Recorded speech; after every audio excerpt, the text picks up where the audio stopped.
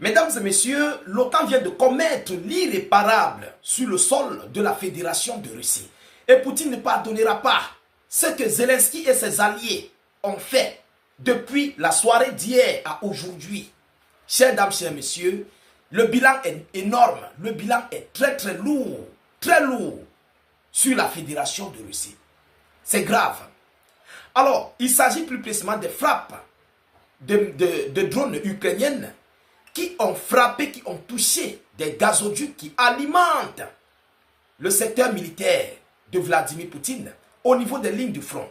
Plus précisément dans la localité de Kupiansk. Ça s'est passé à Kupiansk. Il y a encore plusieurs d'autres localités qui ont été frappées. Je reviendrai au fur et à mesure avec ces informations. Alors, c'est comme je vous le disais, ça s'est passé ces dernières heures.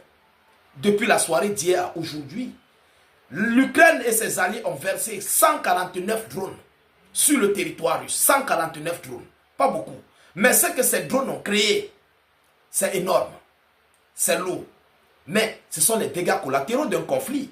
Ah oui, mesdames et messieurs. Mais voyons voir ce que Kiev nous dit par rapport à ces informations. Je vous prie de mettre abondamment le geste qui motive. Partagez la vidéo au maximum. Nous comprenons pourquoi la Russie est en train de frapper massivement sur l'Ukraine. C'est maintenant que nous comprenons la situation qui s'oppose sur la Fédération de Russie. Ah oui, ce n'est pas le hasard. Et les Russes ont juré de répondre à toutes ces attaques que Zelensky et ses alliés ont émises sur le sol russe. Chers dames, chers messieurs, abonnez-vous pour ne plus rater la page, ne plus perdre nos vidéos d'actualité. Mettez beaucoup de likes, je vous en prie. C'est important.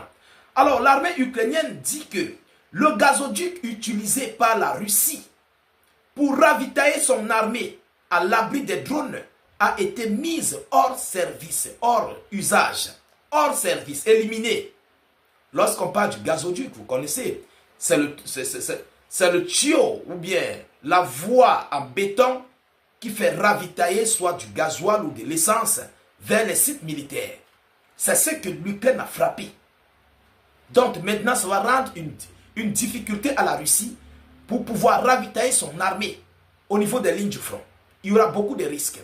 Allons dans la profondeur. Le 10e corps de l'armée ukrainienne a annoncé sur Facebook que le gazoduc utilisé par la Russie pour ravitailler son armée à l'abri des drones dans la direction de Kupiansk, dans l'est de l'Ukraine, a été mise hors d'usage et inondée. Elle a été mise hors d'usage et elle a été inondée. Donc, les produits de Vladimir Poutine, donc le gasoil ou je ne sais pas, le super, ça a inondé. Ils ont percé les tubes avec les drones. Mesdames et messieurs, il faut maintenant réparer. Il faut une réparation. Certes, la Russie a tous les matériels qui vont les permettre de réparer ça. Mais le temps, les produits ont été perdus.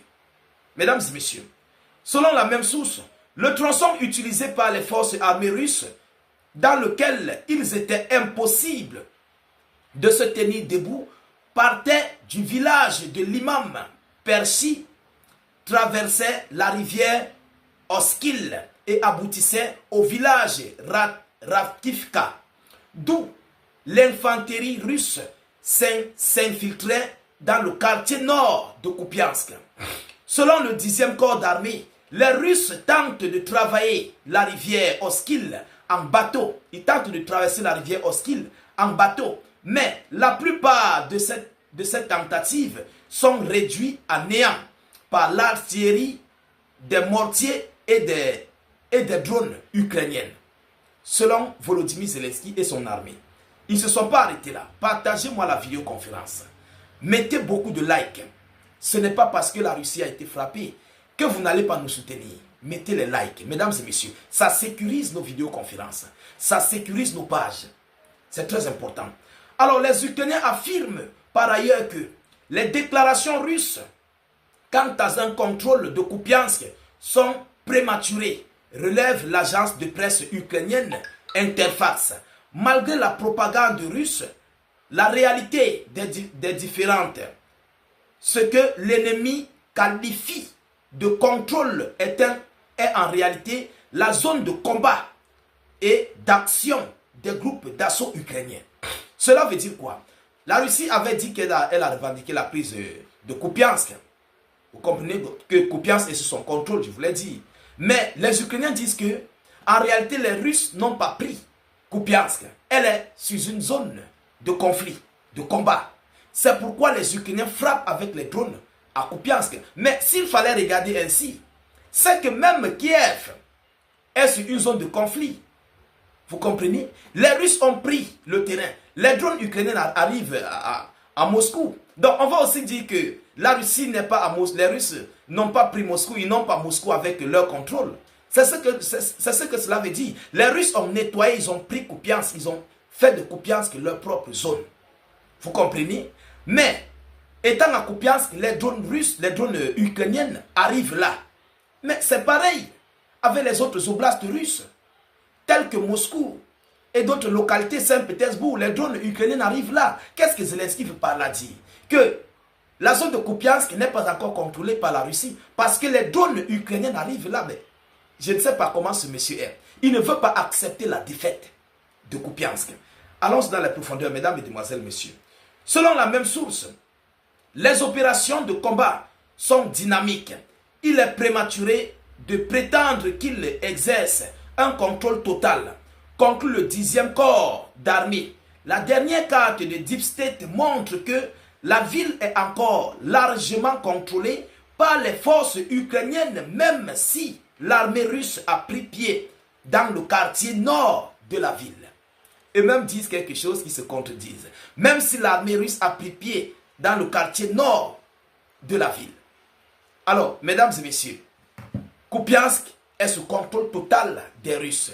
Deep State est un site privé qui collabore avec les forces armées ukrainiennes pour pouvoir démentir les informations de la Russie dans le domaine militaire, plus précisément sur les lignes de front. Vous comprenez? Zelensky ne veut pas accepter la défaite au niveau de Kupiansk. Mais Kupiansk est totalement sous contrôle russe. C'est ce qu'il faut retenir. Et il n'y a rien qui va changer ça. Ils veulent manipuler l'opinion internationale pour dire au monde que nous continuons de contrôler Kupiansk. Parce que nos drones arrivent là et ça frappe les sites énergétiques russes. Mais ce n'est pas le cas. Vos mêmes drones là, ça arrive aussi à Saint-Pétersbourg. Ça arrive à Moscou. Hein? Ça arrive en Tchétchénie. Alors, vous allez dire que les Russes ne contrôlent pas leur territoire parce que vos drones arrivent sur leur sol. Mais tel n'est pas le cas. C'est que vous-même, Ukrainiens, vous ne contrôlez pas vos territoires tels que Kiev et tous les autres. Parce que les drones russes arrivent là. Vous comprenez? Qu'est-ce que Zelensky veut dire au monde? Mais ce qui nous retient ici, ce sont ces pluies de frappes que les Otaniens ont infligées. Je ne veux pas dire l'Ukraine. L'Ukraine n'a pas les capacités là. Les Otaniens ont infligé à la Fédération de Russie. C'est grave. Je reviendrai avec plusieurs vidéoconférences. C'est lourdissime. Il faut qu'on se dise des vérités. Vous savez que moi, je suis un gars pragmatique. Lorsque la Russie reçoit des coups, je fais des vidéoconférences là-dessus. Et vous êtes là pour ça. Vous devez connaître, pièce par pièce, ce qui se passe entre la Russie et l'Ukraine. Entre la Russie et l'OTAN. Vous devez tout connaître. C'est ça mon devoir. Parce que d'autres gens viendront pour dire non, état du genre, tu es un pro-ukrainien. Je ne suis pas pro de quoi que ce soit. C'est la réalité. Ce sont les informations qui ont été relayées. On les accepte comme ça. On les considère comme dégâts collatéraux du conflit. Vous comprenez? Même le plus grand combattant au monde reçoit des coups.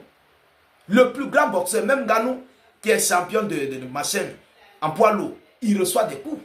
Oui, on le met au sol. Alors, combien de fois une guerre armée? Vous comprenez? Mesdames, mesdemoiselles et messieurs, voilà l'information que j'avais à vous relayer dans cette vidéoconférence. Veuillez la partager au maximum. Mettez-la partout à travers le monde. Sécurisez la vidéo avec un maximum de likes. Je vous prie de vous abonner pour ne plus rater la page, ne plus perdre nos vidéoconférences. A tout à l'heure pour une prochaine série d'informations. Soyez encore salués une fois de plus. Ciao, ciao.